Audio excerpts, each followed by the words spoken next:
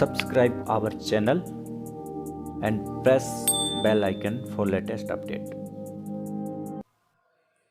नमस्कार साथियों, आज भूगोल विषय का अपने जो टॉपिक शुरू कर रहे हैं उसका नाम है अक्षांश व देशांतर।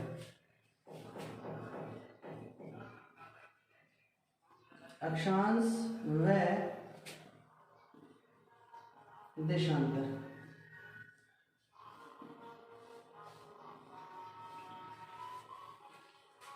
इस टॉपिक के बारे में आपको थोड़ा सा मैं संक्षिप्त में बता दूं। यह टॉपिक क्लास 6 से लेकर 12th तक के बच्चों के लिए कंपलसरी है। ये भूगोल विषय का एक बेस है, एक आधार टॉपिक है। किसी भी भूगोल विषय के टॉपिक को करने से पहले सबसे पहले आपको इस विषय के ऊपर या इस टॉपिक के ऊपर थोड़ा सा ध्यान देना जरूरी है, तो इसलिए इसे अपने ध्यान से समझेंगे। आज अक्षांश रेखाओं के बारे में अपने जानेंगे कि अक्षांश रेखाओं का निर्माण किस तरीके से होता है, ये रेखाएं किस लिए बनाई गई, क्या काम है इनका, क्या इसकी परिभाषा है। इसी प्रकार देशांतर का अपने को यूज देखना है, कहाँ कहाँ किस काम में लिया जाता है, फिर इसका निर्माण कैसे हुआ और ये किस लिए बनाई गई, तो इसके बारे में अपने बताएंगे। तो इस चीज को पढ़ने के लिए सबसे पहले पृथ्वी के बारे में पता होना चाहिए।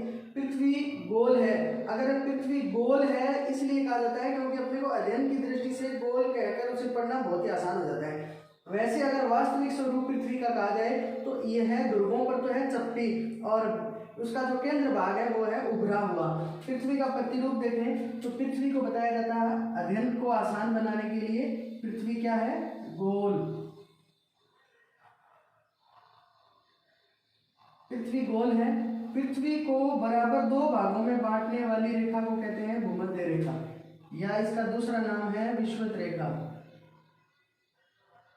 भूमध्य रेखा या विषुवत रेखा, इसी को कहते हैं 0 डिग्री अक्षांश। 0 डिग्री अक्षांश पृथ्वी को दो बराबर भागों में बांटती है। ऊपर का जो भाग है, उत्तर का जो भाग है, इसे कहते हैं उत्तरी गोलार्ध, और इसी प्रकार दक्षिण का भाग है उसे कहते हैं दक्षिणी गोलार्ध।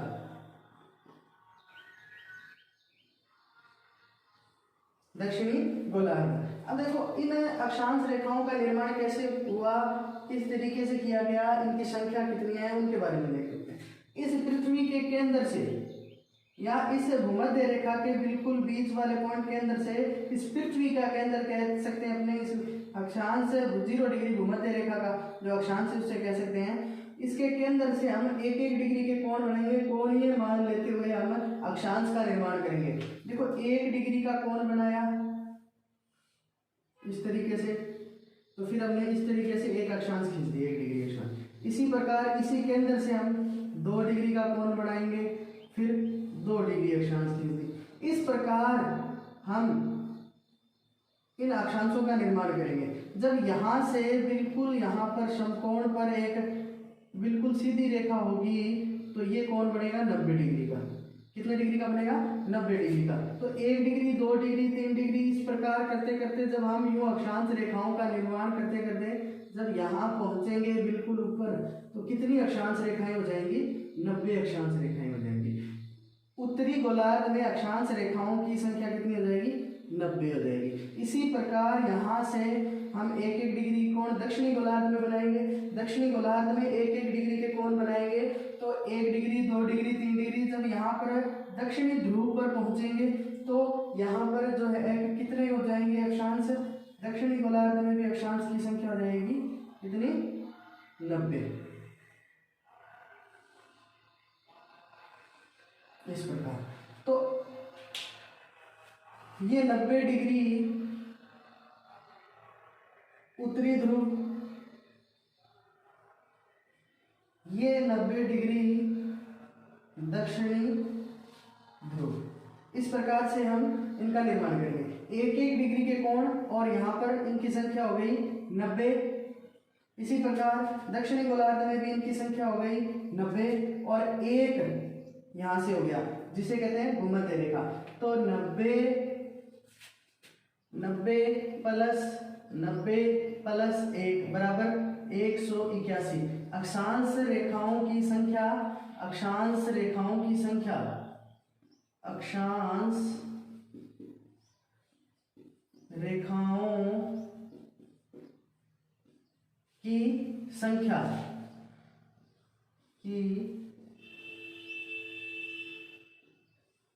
कितनी है? टोटल 181।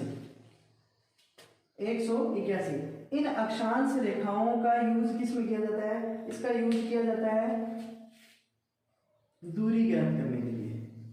तो मैं यहां लिख रहा हूं अक्षांश रेखा दूरी ज्ञात करने के लिए।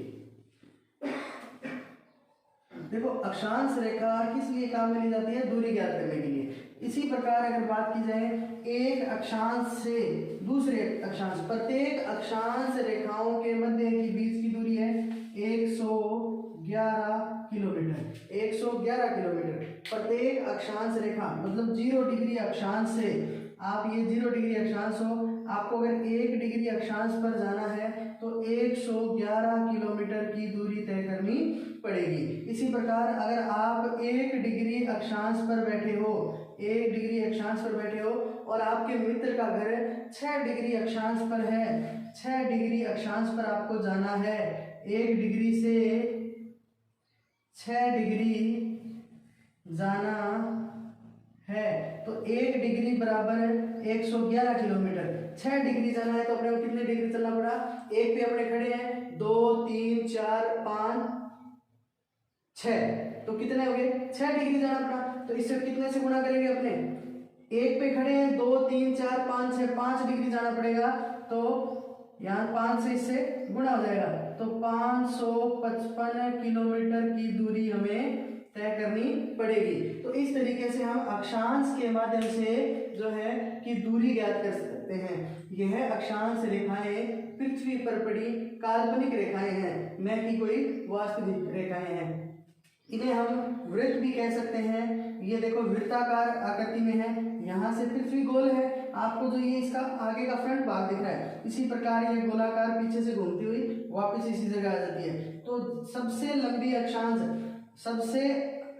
अक्षांश रेखा, हम इसमें आपको देखने से पता लग रहा होगा कि जो सबसे लंबी अक्षांश रेखा है वो कौन सी है? भूमध्य रेखा। जैसे जैसे हम ध्रुवों की ओर बढ़ेंगे वैसे वैसे अक्षांश रेखाओं की जो लंबाई क्या होती जाएगी? कम होती जाएगी। तो सबसे छोटी जो अक्षांश रेखा है, आपको देखने से पता लग रहा है, ये यहाँ पर जो 90 डिग्री अक्षांश है वो बिल्कुल बिंदु के रूप में है। तो सबसे छोटी अक्षांश रेखाएं कहाँ मिलेंगी अपने को?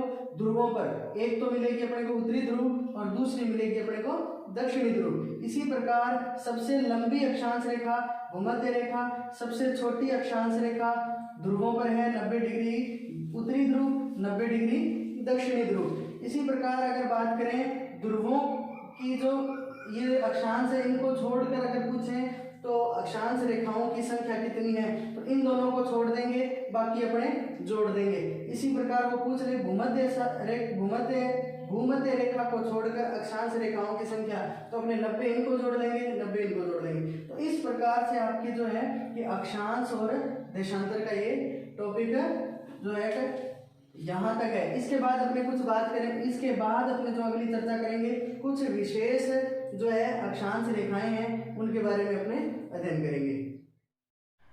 कुछ महत्वपूर्ण अक्षांश रेखाओं के बारे में अपने अध्ययन करेंगे। अक्षांश जो महत्वपूर्ण अक्षांश रेखाएं हैं, अक्षांश ये रेखाएं क्या है कि इस पूरी पृथ्वी को जोन या कटिबंध के अंदर बांटती है। इन महत्वपूर्ण जो अक्षांश रेखाएं हैं इनके नाम और इनके जो है कितने डिग्री पर ये हैं और ये किन किन इसे किस किस जोन या किस किस कटिबंध के अंदर आते हैं। देखो जो भूमध्य रेखा है जो पृथ्वी को 2 बराबर भागों में बांटती है, 0 डिग्री अक्षांश रेखा है। इसी के उत्तर में कर्क रेखा 23.5 डिग्री उत्तरी अक्षांश और 23.5 डिग्री दक्षिणी अक्षांश मकर रेखा। इन दोनों अक्षांश रेखाओं के मध्य है उष्णकटिबंधीय क्षेत्र। इसके बाद कर्क रेखा 23.5 डिग्री से लेकर आर्कटिक रेखा 66.5 डिग्री उत्तरी अक्षांश, यहाँ पर शीतोष्ण कटिबंध। इसी का दूसरा पार्ट आपको मकर रेखा 23.5 डिग्री से लेकर अंटार्कटिका 66.5 डिग्री दक्षिणी अक्षांश के मध्य शीतोष्ण कटिबंध। उसके बाद आर्कटिक रेखा 66.5 से लेकर उत्तरी ध्रुव 90 डिग्री उत्तरी अक्षांश शीत कटिबंध। इसी प्रकार अंटार्कटिका 66.5 डिग्री से 90 डिग्री दक्षिणी अक्षांश शीत कटिबंध। इस प्रकार इन कटिबंध को अक्षांश के माध्यम से, कुछ महत्वपूर्ण अक्षांश के माध्यम से बांटा गया। उष्ण कटिबंधीय क्षेत्र की बात की जाए और कर्क रेखा मकर रेखा की बात की जाए तो यहाँ पे अगर सूर्य इस क्षेत्र पर सूर्य की जो किरणें हैं, सूर्य की किरणें हैं जो सीधी पड़ती हैं। 0 डिग्री अक्षांश रेखा पर सूर्य की किरणें सीधी पड़ती हैं। इसके बाद कभी सूर्य उत्तरायण होता है तो कर्क रेखा पर चमकता है, कभी सूर्य दक्षिणायन होता है तो मकर रेखा पर चमकता है। इस वजह से इस क्षेत्र का नाम, इस जोन का नाम उष्ण कटिबंधीय क्षेत्र है। इसके बाद जैसे जैसे हम उत्तर की ओर बढ़ेंगे वैसे वैसे सूर्य की किरणें क्या है, तिरछी होती जाएंगी और अंतिम में जब शीत कटिबंधीय क्षेत्र आएगा, 66.5 से ऊपर जो क्षेत्र आएगा वह क्षेत्र शीत कटिबंधीय क्षेत्र होगा। यहाँ पर पूर्णतः ही तिरछी पड़ेंगी।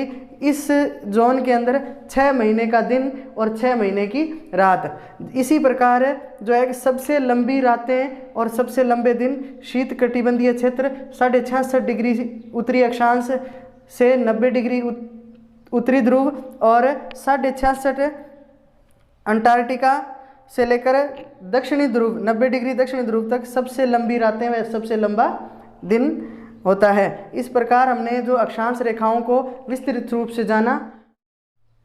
अगला जो टॉपिक रहेगा हमारा देशांतर रेखाएं। उसी में आगे अपने देशांतर की बात कर रहे हैं। अक्षांश अपनों ने कंप्लीट कर लिया। देशांतर रेखाएं, देशांतर रेखाएं जैसे आपको मैंने बताया था ये अक्षांश रेखाएं, ये काल्पनिक रेखाएं हैं। उसी में आगे अगर देशांतर की बात करें तो ये भी काल्पनिक रेखाएं हैं।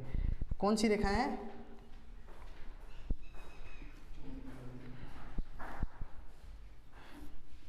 काल्पनिक रेखाएं हैं। इन काल्पनिक रेखाओं का उपयोग किस लिए किया गया, किस लिए इन रेखाओं को खींचा गया पृथ्वी पर, तो उसके बारे में यह इन देशांतर रेखाओं को यूज में लिया गया है समय ज्ञात करने के लिए। क्या ज्ञात करने के लिए यूज में लिया है?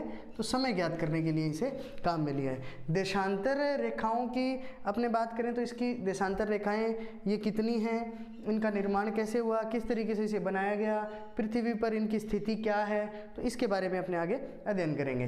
देखो ये मैंने आपको पहले बताया था जैसे पृथ्वी गोल है, अध्ययन के लिए गोल है। इसका वास्तविक रूप ये ध्रुवों पर तो चपटी है और बीच में से ये केंद्र इसका उभरा हुआ है। जो 0 डिग्री अक्षांश रेखा है वो इस पृथ्वी को 2 भागों में बांटती है। जो सबसे छोटी अक्षांश रेखा है एक तो है उत्तरी ध्रुव, उसी में आगे बात की जाए तो दक्षिणी गोलार्ध में जो छोटी अक्षांश रेखा है वो है दक्षिणी ध्रुव। दक्षिणी ध्रुव। अब देखो देशांतर रेखाओं का जो निर्माण है वो किस लिए किया गया है? समय ज्ञात करने के लिए। और इस आधार में ये देखो ये जो उत्तरी ध्रुव है, इस उत्तरी ध्रुव से दक्षिणी ध्रुव तक इसको खड़ी रेखाओं में खींचा गया है। देखो पृथ्वी पर जो लंबवत खड़ी रेखाएं हैं, कैसी रेखाएं? खड़ी रेखाएं हैं, उन्हें तो कहा गया देशांतर। और पड़ी रेखाओं को क्या कहा गया? पड़ी रेखाओं को क्या कहा गया? अक्षांश कहा गया। इस तरीके से अपने इन अक्षांश रेखाओं को इस तरीके से बनाएंगे। देखो ये उत्तरी ध्रुव से दक्षिणी ध्रुव एक ही केंद्र पर मिलेंगी। यह एक वृत्त न होकर क्या है? रेखाएं हैं। पर अक्षांश रेखाएं न होकर क्या है? एक वृत्त हैं। इस तरीके से अपने ये अक्षांश रेखाओं का हम निर्माण करेंगे। देखो ये इसका निर्माण कैसे किया गया? इसमें एक रेखा जिसे हमने मान लिया गया, जैसे अपने अक्षांश रेखाओं में अपने 0 डिग्री अक्षांश माना और इसका कोणीय मान लेकर अपनों ने 1-1 डिग्री के कोण बनाए और उसके बाद इसे ऊपर इसमें जो एक अक्षांश रेखाएं खींची, जिसे अपने 90 अक्षांश रेखाएं खींची उत्तरी गोलार्ध में और दक्षिणी गोलार्ध में 90 खींची। इसी प्रकार इसके अंदर क्या है कि एक कोणीय मान माना है जिसे ग्रीनविच 0 डिग्री देशांतर, जैसे अपने मान लिया इसको 0 डिग्री देशांतर ये है, 0 डिग्री देशांतर। इस रेखा को 0 डिग्री मान लिया और इस रेखा से क्या है कि यहाँ से 1 डिग्री 2 डिग्री 3 डिग्री 4 डिग्री कर कर इस तरीके से ये वृत्त है, गोल है, इसके दोनों तरफ है, मतलब एक गोल आकृति इस तरीके से बन गई। गोल आकृति, इस आकृति का जो कोण है, वृत्त का जो कोण है वो पूर्ण कोण कितने का होता है? 360 डिग्री का। कितने डिग्री का होता है? 360 डिग्री का। तो 1 डिग्री 2 डिग्री 3 डिग्री ऐसे करके अपने इसमें कितनी रेखाएं खींच सकते हैं? तो 360 डिग्री का कोण और 360 ही इसमें क्या खींच सकते हैं? रेखाएं, क्योंकि एक एक डिग्री पे अपने क्या इन देशांतरों का निर्माण करेंगे। 360 रेखाएं। आपसे पूछ ले अक्षांश रेखाओं की संख्या, अक्षांश रेखाओं की संख्या की बात की जाए तो इसकी संख्या है कितनी? 360। 360। ये 0 डिग्री जो अक्षांश रेखा है वह अक्षांश रेखा ग्रीनविच, लंदन के ग्रीनलैंड में से होकर गुजरती है। लंदन के ग्रीनविच, ग्रीनलैंड में से होकर गुजरती है, इसलिए इसका नाम क्या नाम दिया गया? ग्रीनविच रेखा। और इसी के आधार पर हमने क्या है कि इसका आगे अध्ययन किया। अब अगर बात की जाए समय की, भी समय किस तरीके से ज्ञात करते हैं? पृथ्वी है जो, पृथ्वी अपना एक चक्कर देखो 24 घंटे में पूरा करती है। कितने घंटे में पूरा करती है? 24 घंटे में पूरा करती है। 24 घंटे मतलब 1440 मिनट। 1440 मिनट, मिनट में पूरा करती है। 1440 मिनट में पूरा करती है। अब देखो 1 डिग्री 360 डिग्री या 360 डिग्री घूमती है कितने घंटे में? 24 घंटे में। 24 घंटे में, या अपने कह सकते हैं 24 घंटे में, सॉरी 24 घंटे या 1440 मिनट में चक्कर निकालती है कितना? 360। ठीक है, ये याद रखना है अपनों ने। अब अपने को क्या याद करना है कि भाई 1 घंटे में देखो 360 डिग्री का कोण बनता है कितने में? 360 डिग्री का कोण बनता है कब में? 24 घंटे में। 24 घंटे मतलब 1440 मिनट। 1 घंटे में, सॉरी 1 डिग्री कोण या 1 डिग्री में, 1 डिग्री पूरा होने में, 1 डिग्री पूरा होने में लगने वाला समय देखो 1 डिग्री मतलब 360 डिग्री, 360 डिग्री एक चक्कर पूरा करती है। 360 डिग्री कौन बनता है? 24 घंटे या 1440 मिनट में। तो 1440 बटे में 360, इसे काटेंगे अपने तो ये हो जाएगा आपका 4 मिनट। कितने में? 4 मिनट में। 4 मिनट। तो 1 डिग्री घूमने में 4 मिनट का समय लगता है। 1 डिग्री घूमने में 4 मिनट का समय लगता है। और पृथ्वी, इस पूरी पृथ्वी जो है कितने घंटे में अपना एक चक्कर पूरा करती है? 24 घंटे या 1 दिन में। तो इस तरीके से अपनों ने समय की गणना की। इसी तरीके से अपनों ने किसकी गणना की थी? देखो 0 डिग्री से यहाँ पर 12 बजे हैं।